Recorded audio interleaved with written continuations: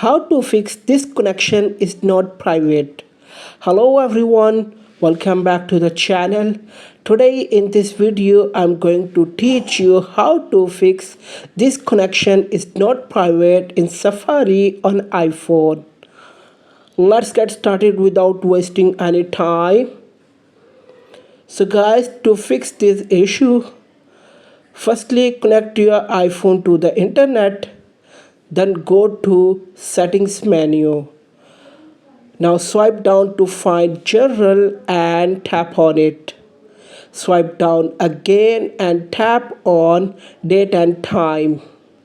Here you have to turn on automatically. Now go back to the Safari browser and check if the issue is resolved or not. So you can see that the issue is resolved. That's it. Like, share and subscribe to the channel. Thanks for watching.